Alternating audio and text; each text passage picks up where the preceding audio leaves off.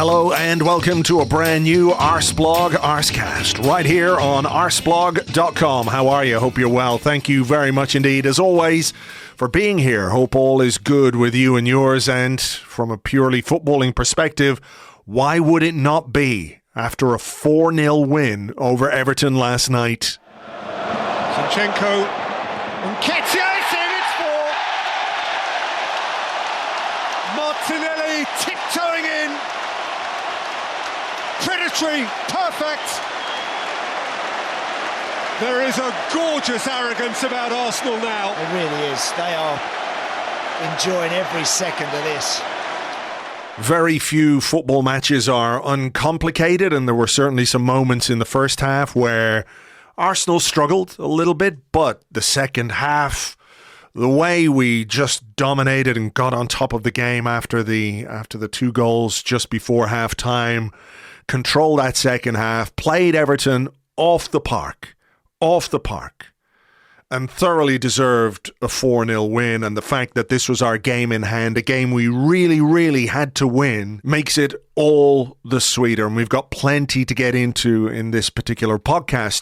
Just to sort of clarify what's going on in terms of the podcast schedule, because of the way this season is panning out, I think there is, in the aftermath of a game, a real desire for discussion and debate and just content, right? So rather than wait until Friday, I thought it would be a good idea to do a podcast today. It's not an Arsecast Extra. James, I assume he's off having another meeting with his Steve Martin-esque dentist. You'll be a dentist. You have a talent for causing things. But when you're good and when you're winning games and when it's enjoyable and when you win the way we won last night, I think it's important to get something out today. So this podcast, this Arsecast, will take the place of the regular Friday Arsecast, but I don't want to leave anyone in the lurch on Friday either. And as a gesture of my goodwill and love to all of you, in the week that Arseblog turned 21, the website was 21 this week, I will make our Patreon preview podcast for the Bournemouth game free to everybody to listen to this week. So that'll be available at some time on Friday afternoon for you guys. Keep an eye on Twitter and all the usual places. I'll probably drop it on the main podcast feed, so it'll just show up in your podcast app as normal. So there you go. You get a podcast today and an unexpected bonus podcast tomorrow as well. Do remember, if you would like to support us on Patreon, you can do that by going to patreon.com/Arseblog. Sign up. You get this preview podcast. You get all the extra bonus content that we produce every single month for all our wonderful Patreon subscribers. So there you go. Right. We don't have James, but we do have another James. And I'm delighted to welcome back to the show from CBS Sports. It's James Benge. Hello to you. Hi, Andrew. How you doing? I'm very well, thanks. Obviously, in part because of Arsenal's 4-0 win over Everton last night. The other part I won't talk about live on air. It's none of anyone's business. So there you go. How are you? I'm very well. Yeah, I thoroughly enjoyed a quite excellent game of football last night, I have to say. It was it had a little bit of everything, didn't it? A bit of tension followed, and that's kind of what you want. Is you don't want just to win 5-0 in the first 20 minutes. Like, give yourself a little bit of delayed gratification, and then when it comes, it's oh so sweet.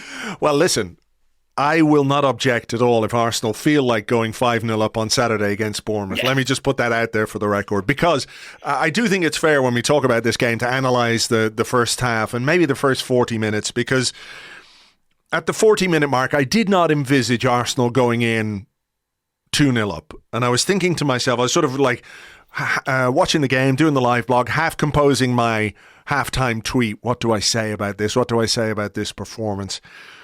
And I was thinking about saying something like, I feel like, based on what we've seen in this first half, it may well be the substitutes, the bench that has a significant role to play in deciding this game, because, we do have options on the bench now, and it wasn't really working the way we would have liked. I mean, did you sense, going into this, after the draw against Newcastle, which was hard, difficult game, after the draw against Brentford, which was another really difficult game, and after the defeat to Manchester City, there was maybe just a bit of nervousness at home because of everything that's going on, the pressure, the season, this being the game in hand. Maybe the last few games have not been quite what Arsenal would have liked at home, and that maybe played into that first half performance. You know, much as it might pain me, I think you have to give Everton a bit of credit as well. They did stay very organised, very well disciplined. They made it as difficult as they could for us, like they did at Goodison Park, and we were struggling a bit to find the answers. Yeah, it's funny when you go through those recent results at home. It has been a sticky patch at the Emirates, and I think Arsenal was. I don't necessarily think that's affected the atmosphere. I have to say, wasn't at the ground, so for once it's a bit harder to make a judgment call pre-match. But I think it's natural for supporters and everyone, and I felt this at other games, that after a little while, everyone starts to sort of imagine what might happen. I think back before the World Cup, and even in December and January, there was just a real sense of, look, let's enjoy this. Maybe people didn't quite believe it was going to last, and if that's the case, I think that's totally understandable, given the team that Arsenal are fighting for the title. But now I think it seems pretty clear that they might not win the title, but they don't seem like a team that's going to fade before the final few furlongs. And look, that's that inspires tension in the ground, doesn't it? Everyone knows when you're at the top of the Premier League that those dropped 2 points against Burnley, they could be critical, and that you don't want another repeat of that. Like you said, I think when we look at all those games, the truth is that what really happened is an opponent came up against Arsenal and played pretty much brilliantly. I think Brentford and Newcastle in particular. I thought City weren't by their own standards, but they did a fantastic job of spoiling for Arsenal, making it extremely difficult. And Everton did that so well as well, to an extent. And whether it's from an Arsenal viewpoint or actually just wider in football, we don't tend to celebrate defensive football in the way we perhaps did before the Premier League became the biggest, most glamorous league in the world. I think there's almost a view that if we are that, every team should be willing to come out and attack and play possession football, look to have 70% of the ball. Everton didn't want to do that. What they did do was set up extraordinarily well in a bank of 4 and a bank of 5, counter-attack with, I thought, some fairly promising pace and purpose. And look, if they had cutting edge in that team, I think they would have been leading. Neil Maupay had two really good chances, and I thought for me that, and this was the thing I was writing about yesterday, the contrast between Arsenal and so many other teams in the Premier League is they have that player in Bukayo Saka that I'm sure we'll come to talk about, who just needs one moment where you fall asleep, one moment where you slip up, and he will kill you for it. At the other end, Arsenal have these players that make up superbly for the mistakes of others. Most notably, I thought Gabriel was outstanding yesterday. Possibly my man of the match, because that's at 40 minutes is a long period of the game. It was a moment where the tension was rocketing, where Everton had this belief, played really good counter-attacking defensive football, and he was just the man that stood between that and a really awkward situation. And I think if Everton had got a goal, that game would have looked incredibly different. Could well do. Yeah, I mean, I remember the West Ham game when West Ham went ahead, but that felt a little bit different from the current scenario in which we find ourselves. And, you mentioned 2 points dropped against Burnley earlier. It's Brentford, obviously, but I understand why Burnley's in your mind. Let's say that. And I watched an interview with Ben White afterwards. I think he was on Super Sport, which is a channel out of Malaysia. He was being interviewed by David Bentley. It was one of the people. And he talked about, how Everton have all the tricks of the trade. They want to slow the game down. They want to slow you down. They want to make life difficult for you. So you're not playing your natural game. And Arsenal want to play more quickly and move the ball more quickly through the spaces, etc., etc. But then, you get to that 40-minute mark, and I think you're right to point out that Everton did have moments. There was one brilliant Gabriel tackle in particular, which was quite important in the grand scheme of things. But there's something about this Arsenal team that is hard to quantify, because we all understand the way Mikel Arteta, or we think we understand the way Mikel Arteta wants the team to play, right? But Alexander Zinchenko is ostensibly Arsenal's left back, right? He picks the ball up in midfield. He dribbles past a couple of players into the right half space in midfield. Then he plays a pass to Gabriel Martinelli, who is Arsenal's left winger, who is basically in the same position over on the right-hand side. The ball goes to Ben White, comes back to Zinchenko. He spots Bukayo Saka, makes the pass, and we can talk about Saka in a few moments. But how, when you are someone like Everton, when you're well-drilled, well-organised, well-disciplined, how do you deal with that kind of chaotic movement? Because, like, if you're the right back, where does Seamus Coleman go there? Does he follow Martinelli all the way over? You know, who is the right midfield? I think it was Iwobi, was it? You know, does he follow Zinchenko all the way into midfield? There is this sort of unpredictability, a kind of predictable unpredictability, if you like, that Zinchenko is doing some crazy shit that turns out to be fantastic. But even if you know as an opposition side that this is what they're going to try and do, stopping it is another thing entirely. Yeah, not least because, you know, these are players that all ask different, you know, maybe not fundamentally different, but variations on the same question to an Everton defender. And I think in that move, you can almost sort of see, is it Mikalenko just sort of looks and goes, you know, what the fuck do I do with this guy? You know, I'm here dealing with Saka, who's, you know, predominantly left foot. He's going to be attacking me on my right foot. Now I've got Martinelli. Saka is, because it's, when you kind of, when I think when we try and explain it, it sounds chaotic, but there is a clear organisation and rhyme and reason. And it has to be said, even when Nketiah was in the team, I thought most notably against Brentford, Martinelli was starting this ever-growing drift out wide to the right. I think on that occasion, they were really trying to use Xhaka and Zinchenko pinned further out to the left. I mean, this always changes move by move. And I think part of it is merely just the synchronicity, the flow of a team that's played so many games together. They know what gaps to plug. Was Xhaka centre forward for that particular move as well? And you've got Trossard, paint on his boots on the left flank as well. I think the challenge is it's not as chaotic as it sounds, and these players are so used to giving and going and moving at lightning fast pace. I don't know how you defend that beyond just having so many bodies back that the passes aren't on. And I think in that particular move, I think it probably reflects a sort of mental fatigue on Everton's part, that they've spent 40 minutes reacting to the moments that Martinelli's come across to the right. The Trossard has gone out to the left wing. That basically there's a moment where they go, oh, fuck, left that big spot right on the right corner of the penalty area. It's Bukayo Saka there.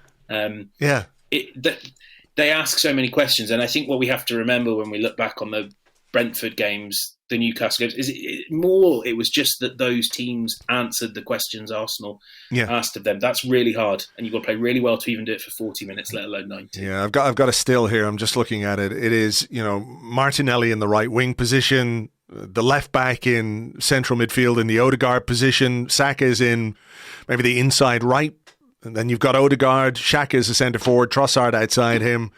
I mean, that is, even if you stay in your banks of 4 or 5 or whatever it is, it's like, well, where are they going to go from here and who goes with them? And that brings us to what happens when Zinchenko plays the pass to Bukayo Saka.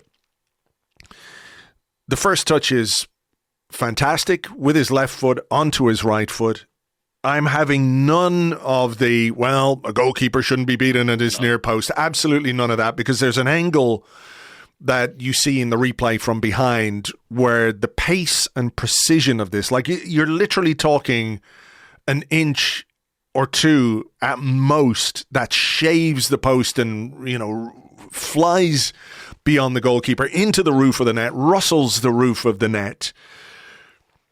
Bukayo Saka went to the corner flag, did his Thierry Henry tribute celebration, right?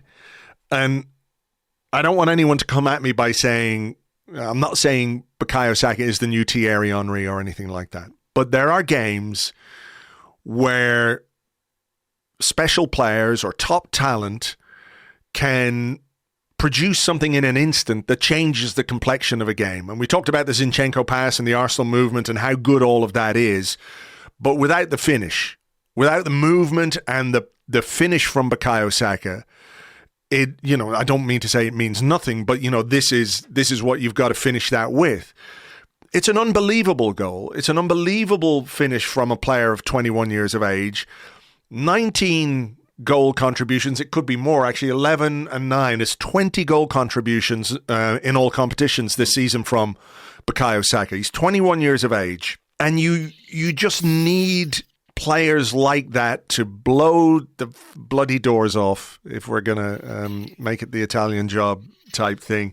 What he's doing this season is just sensational, isn't it? It's hard to quantify exactly what kind of influence he's having on this team, because it goes well beyond what he's actually produced, the goals, the assists. It is the fact that the opposition look at him and go, oh, fuck, how can we deal with this? Because he's the kind of player who kills you in an instant. And that's so rare. I think you're really right to hit on the Thierry Henry comparison. And I suspect Thierry Henry might well agree with that as well. And he was not the only one, and that's the reason why this Arsenal team were invincible. So when Henry was at the club, this is a world-class performer, upper echelon. I mean, frankly, the best player in the world. Saka's not that at the moment. But it's that thing about the truly global elite, the best players in the Premier League and by extension the world. They are the ones that when you make half a mistake, it is punished to the maximum capacity. That is the level of Robin van Persie at his greatest. I'm going to try not just to name the ones that left in horrible circumstances. Henry, those sorts of forwards. And I think you have to have Saka at that level. I mean, De Bruyne was the other one a few weeks ago. Arsenal made a mistake. It's normally those sorts of things go unpunished, but he manages to hook on the run this beautiful goal. Similarly with Saka, Everton do make a mistake, but they scramble and they recover. And I think you see on that replay that Mykolenko is moving quickly to close it down. And so Saka has to take it on his right foot. There isn't time to sort of take a touch, open his body and bend it in the far corner. And like you say, look, if Pickford had got a fingertip on that ball, the fingertips ending up in the net as well as the ball, it's rollocked into the top right-hand corner. There's nothing Pickford can do about it. And that's what world-class talent does. You give it an opening and it exploits it. And I think, look, that's, Saka is one of the best players in the world. There's no sense debating it. I would put him in the very highest echelon of Premier League footballers, and he's doing all this at 21. I think to an extent his youth almost becomes this thing that means we devalue his qualities because we assume he's not the finished product. He might be, because a lot of players don't get better than this, and this is a world-class level. Whether he's got room to grow or not, only he really knows. But what I know for certain is that right now Arsenal have one of the sort of best half dozen footballers in the Premier League, one of the best dozen in the world. I would probably, it's the sort of thing you say that you don't enjoy, but I feel like I would quite enjoy ranking players that I think are better than Bukayo Saka, and I feel like I would run out pretty really quickly. Yeah. Really, really quickly. This guy is phenomenal, and I think frankly it's a matter of time before we talk about him. If he's, and he's signing the contract and everything, so hopefully the time is there. It's a matter of time before we talk about him on the level of Henry, Bergkamp, Wright, whoever these players are that mean the most to you and that you think are the greatest in Arsenal history. If he carries on at the level he's at right now. For sure. And the fact that he's come via the academy and through the academy just adds that little bit of extra flavour to it. It's just so enjoyable watching him develop and dealing with all the things you have to deal with as a Premier League player. It's really, really tough to do it at the top level, to do it at the highest level, and I think we've talked about this, the physical aspects of some of the treatment he gets, he never lets it rustle him. He never lets it really get on top of his game, like we saw him a couple of weeks ago react at Aston Villa, and I was really glad to see that, because you also need that bit of edge. You need that bit of bastardry, to be a really top class player. Henry had it, Bergkamp had it, Vieira had it, even Pires to an extent. He was maybe a bit more subtle about it, but they all have that. They all have that unwillingness to be pushed around by some lump at left back or centre half or whatever it might be, and he's developing that on top of the contributions he's making. And of course, he was alive and alert to the fact that Idrissa Gueye was dilly-dallying on the ball. Poked the ball through to Martinelli. Martinelli scores. VAR, which of course we all love, ruled the goal onside. But again, it's the anticipation that he has in the final third to just sort of, well, look, we'll see. We'll pounce. We'll try and force a mistake. The mistake was there, and like you say, it was ruthlessly punished by both Saka and Martinelli. Yeah, I mean, it's quite excellent, and like you say, I think to an extent, Saka. I mean, it's hard to sort of call because Gueye's taking much too much time on the ball there, and he really needs to get rid. But I think there's also this thing where you feel Saka breathing down the back of your neck.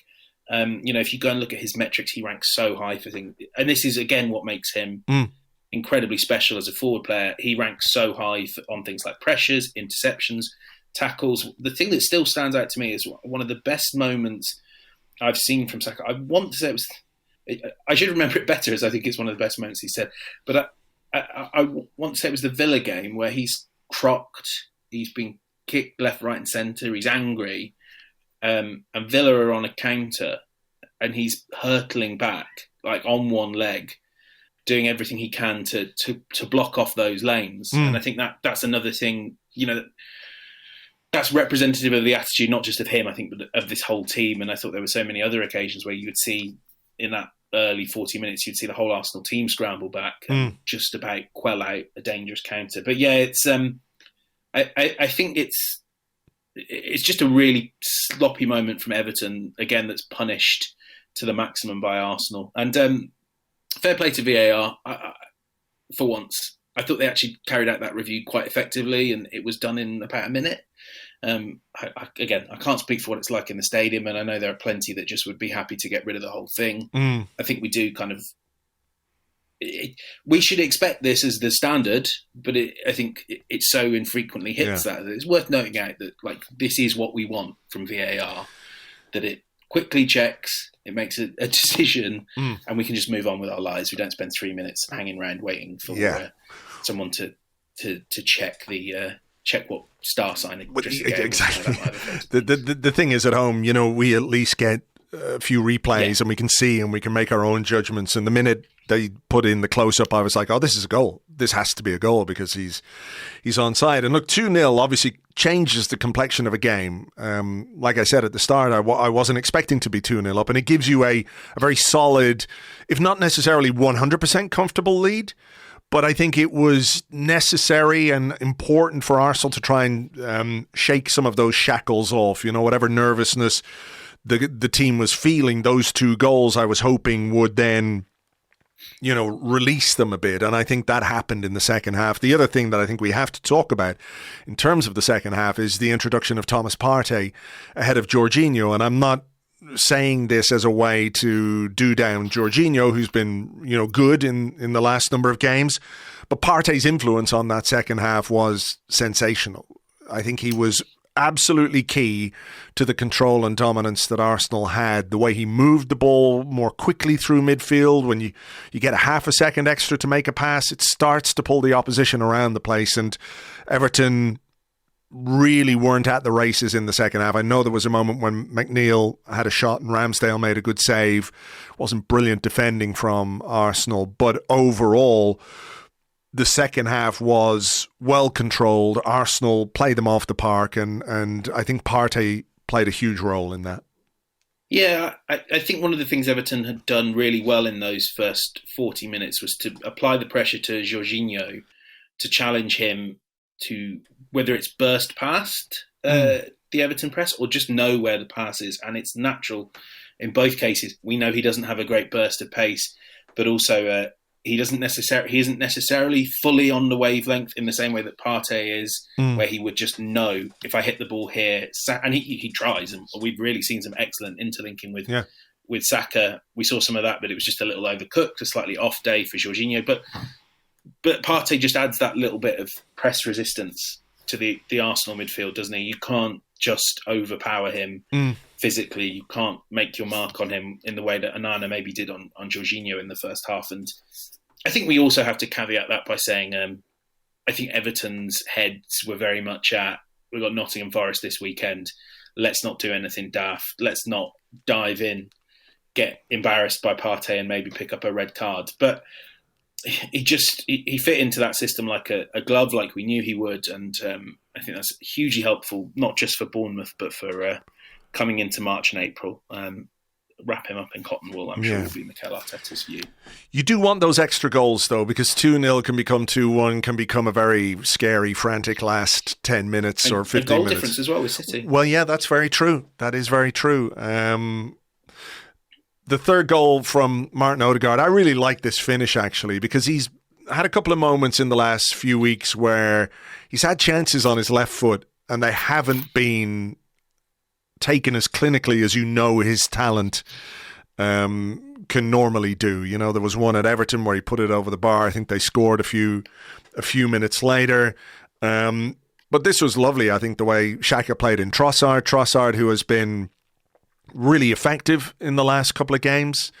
Arteta spoke about it a bit afterwards, the not quite unlocking of Martinelli, but how it allows Martinelli to operate and to move from outside to in, which I think he enjoys doing and does so very effectively. Trossard pulls it back for Odegaard, using the weight of the ball with his right foot just to guide it into the net. Lovely movement, lovely pass, lovely finish, and just a sort of goal that I think the performance deserved. And Odegaard's now on, I think, 9 goals, which when you consider some of the criticisms of him, it doesn't shoot enough, isn't clinical enough. And, I think he would say himself, he probably should have 2 or 3 more goals to his name this season, not least the one against Aston Villa. It's another telling contribution from the captain. Yeah, it's been a curious few weeks for him where, above all else, I've just felt like his ball striking is just been a little bit off. I mean, the most obvious example of that, as you say, was the Villa goal. But, passes that Odegaard would normally sort of deliver to you and you'd almost not even have to control them because they've been judged so perfectly, were either just coming a bit heavy or a bit light. And that really changed in the second half. I got the sense that this was a half of football for Odegaard and for Arsenal where a little bit of the tension eased. I don't think either of the games against Villa or Leicester were ideal opportunities for any of these players to enjoy their football. There was fighting spirit. There was some degree. I mean, there was a significant degree of dominance against Leicester, but it was not the most fun. The passes weren't always clicking together, and I think, the goal is beautifully taken, and there's so many other moments that the Premier League can't delete off social media quickly enough. Absolutely baffling. Isn't it? Let us see the slide tackle. Isn't flick. it the most counterintuitive thing? Like, I get, there are rights and there are rights holders and there are all those kinds of things, but you couldn't pay for marketing that good where you've got like hundreds of people just going, oh my God, look what this player did in the Premier League. And it goes beyond football fans. It goes everywhere because these clips get so many views. Like it crosses all borders, if you like, where people can go, that is incredible.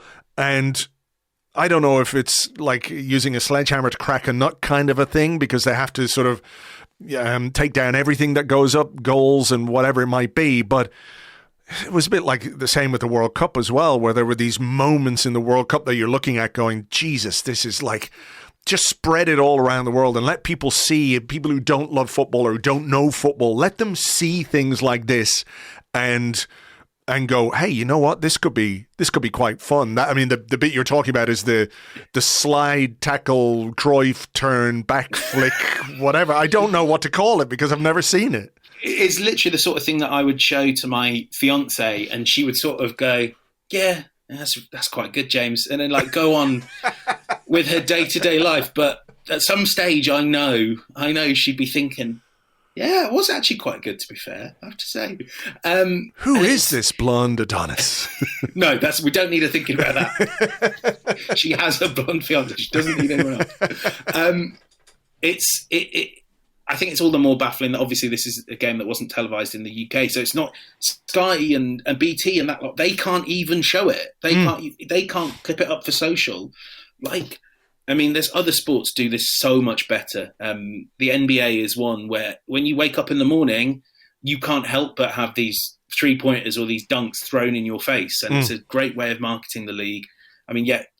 Let the world see Martin Odegaard in full flow and wait. Also, if anyone from Arsenal socials listening to this, I'm sure they will already have clipped it up and be ready and raring to go with their tweets, and I will be liking and I will be retweeting the shit out of it. All right. Well, look, here's a great thing that one of our Discord users, his name is Robotin. He said, after we win the ball from Odegaard's Cruyff sliding tackle, we do not lose the ball and make 19 passes before Gabriel Martinelli makes it 4-0 1 minute and 10 seconds later, and every outfield player except Big Gabby touches the ball. This is the sort of isn't that sort of, it makes that fourth goal all the more beautiful when you look at it in the cold light of day. It starts with that exceptional moment from Martin Odegaard. The team passed the ball around.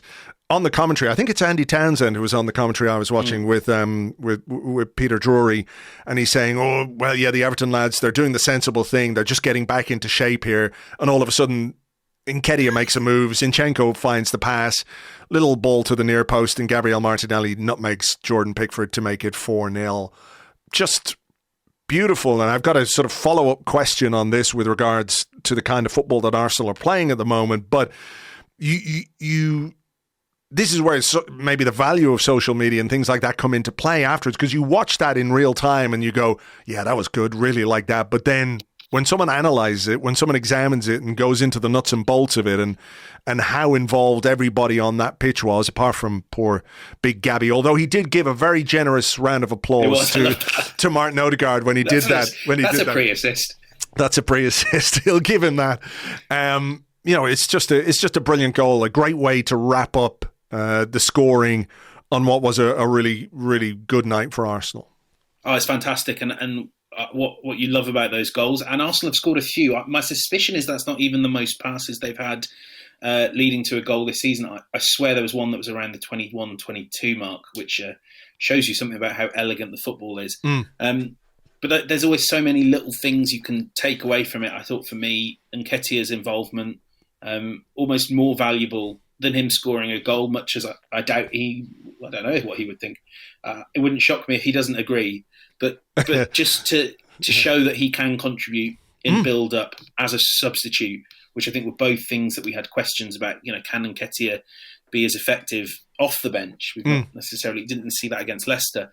I thought for me that was a really encouraging aspect. But obviously, when you watch this back, it's like, take your pick. Martinelli now 11 goals. And going back to what you were saying about Odegaard, you've almost got this. I imagine Arsene Wenger is very much smiling at seeing all the players off the striker finally deliver the 10 plus goals that he said every season was what his team needed. Yeah. It's I was doing a little bar chart of where all the goals are coming from, and there's a very pleasant race between Odegaard, Saka, and Martinelli for top scorer. And you never know, maybe Gabriel Jesus will throw his hat into the ring in a few weeks. Eddie's on 9 as well. I know he hasn't scored in the last few weeks, but, in all competitions, he's got 9 goals too. So, like you say, Martinelli, 11, Saka, 10, Odegaard and Nketiah on 9. Arsenal are looking maybe at getting four players well into double figures.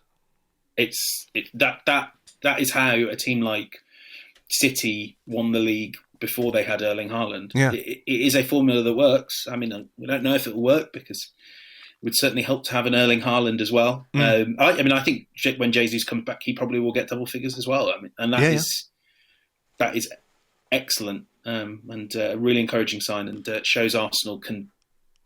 It gives you the sense that there's always going to be a player that has the game that can win you the match, and I think that is massive for Arsenal as they try and get the however many wins they need.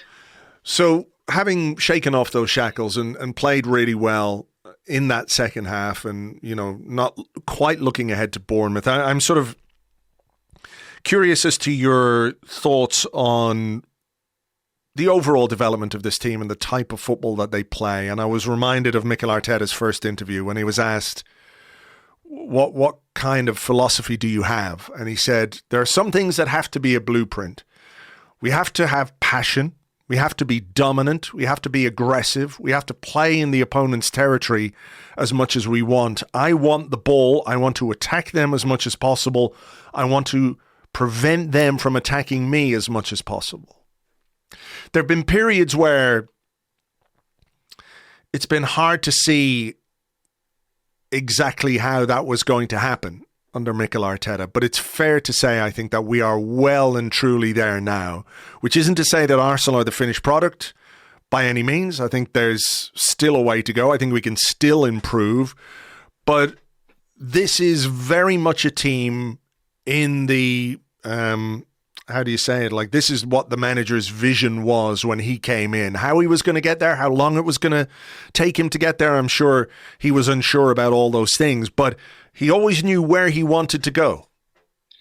The word that really strikes me there, and maybe it's because they have it up on the big screen at the Emirates, and in some new montage they've added, because everyone adds new montages once every month, is aggression. Yeah. And I think we always think of aggression as an off-the-ball concept, and we see so much of that in the assertive, forward, front-footed way that Gabriel, Saliba and Ben White and the like defend. But I think there's a part of aggression that is just the wave after wave of purposeful, fast, quick-moving, attacking football that snaps at defences and tires them out, wears them out physically and emotionally. And I saw so many signs of that in the second half, as much as it was sort of being played out to this very relaxed, the Ole football, quite literally. There is a real sense that once Arsenal get at you, they don't stop. And frankly, they didn't stop until the 90th minute here. That to me is probably the thing that's feels like a biggest culture shift in terms of where Arsenal were before Arteta and where they are now. And I think stands them in the best stead for the next 14 games and the years, is it 14 or 13? And the years to come is that, right now, and if you compare it to how Pep Guardiola viewed his team a few weeks back, I think there's just that thing when nothing feels like it's quite enough for Arsenal. Whether that is the 3-4 forwards in the race for their own scoring golden boot within the club, whether it is always wanting to get that extra goal, never kind of willingly accepting a clean sheet, never accepting sloppiness like we saw from Saliba and Gabriel at the King Power.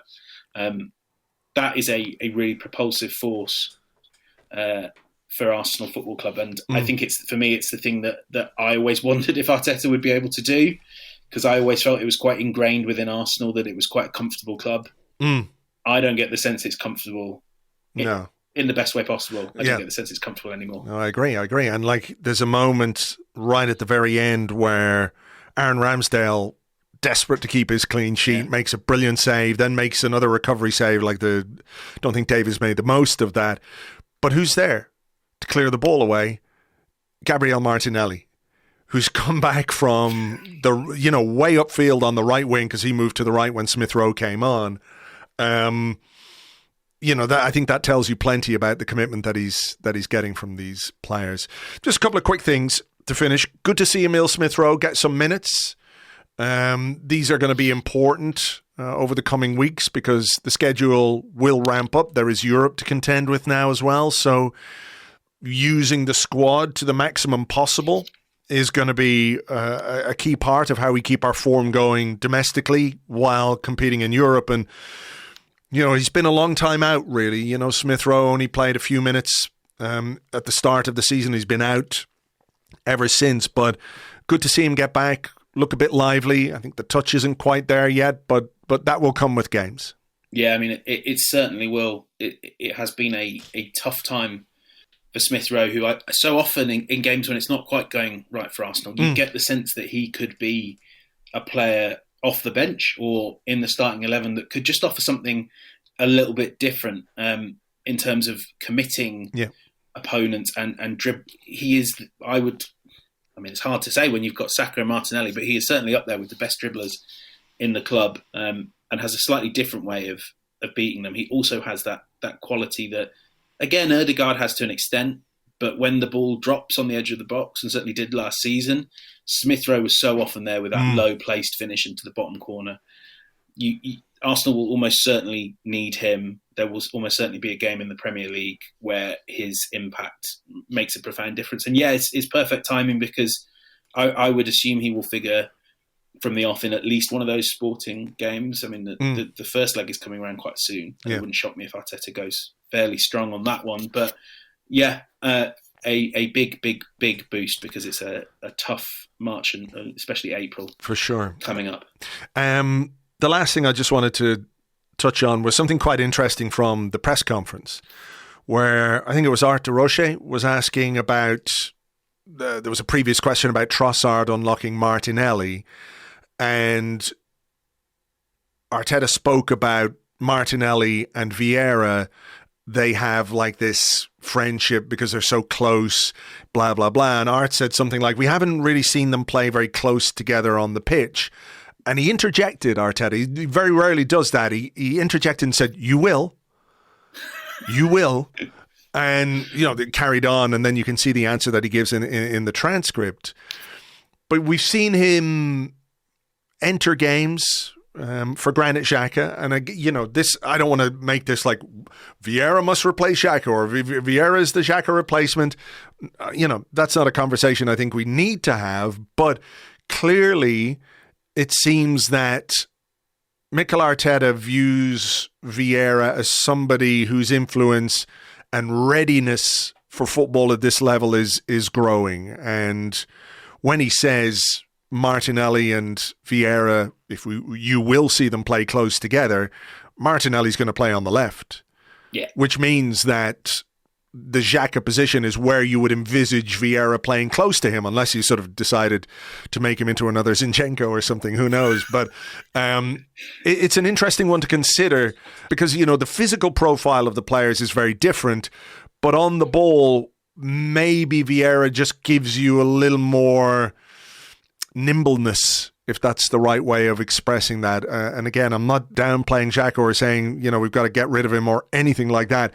But I'm just thinking, when you see a player start to get introduced in a certain position, and it starts to happen, every week, it suggests that there's a little bit of a plan there.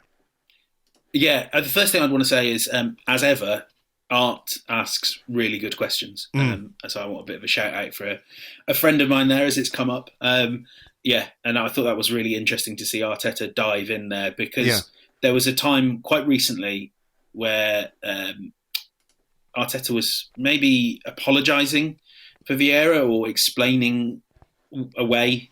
And I think there are perfectly reasonable explanations there.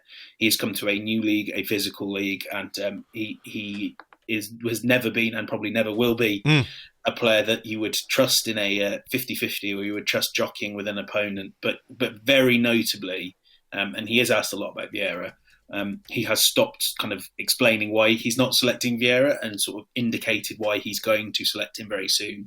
Maybe the Bournemouth game, a game where you would kind of think that Arsenal could really assert their will and play 60% of the game in the Bournemouth third of the pitch, would be perfect for him as a player that can just unlock, that can interlink. And he will give you something different. We see it often that as much as Xhaka sometimes plays at centre forward and sometimes plays I mean, God, this guy does play everywhere. At left back and sometimes plays, as a left central midfielder. Radical concept. You do see Xhaka as well pushing out wide onto that left touchline. I wonder if that might be an idea that Arteta has in his mind with Vieira. I don't want to sort of put everything in this thing of Pep's done it, so Arteta must like it, because they are more different than people give them credit for. But like last season, it was really notable, and before, how often Bernardo Silva was kind of almost used as this outside, sticking himself very wide on the left flank from a nominal left 8 position. Seems to me that would be a great use of a lot of Vieira's skill sets, his crossing, his ability to interlink, and his nice little burst of pace. So, yeah, I'm really excited for the moment that it does happen, and it seems from what Arteta's saying that it's coming soon. Maybe it'll be against Bournemouth, maybe it'll be in the Europa League, but it's going to happen sooner or later. And obviously this was kind of the plan all along when they signed it. Yeah, look, it's exciting to think about the team having a bit more variation and how that variation might be deployed, not just in the Europa League, but how it might change the dynamic of games depending on who we're facing, or if we need to change something in a game. Having these options from the bench, as we've said all season long, will be absolutely vital. Look, we better leave it there. As ever, great to talk to you, James. Thank you very much. Thank you very much. Thank you very much indeed to James. You can find him on Twitter. He is at James Benge, at James Benge. So that is just about that for this particular episode. Hope you enjoyed the show. Hope you're enjoying being 5 points clear at the top of the table. We do have Bournemouth to come this weekend, another home game. As I said, we'll preview that over on Patreon, patreon.com/Arseblog, but we will make it free and available to everybody on Friday, just to make sure that you have something to listen to. So until then, take it easy, enjoy your Thursday, and we will catch you on the next one. Until then, cheers, bye-bye.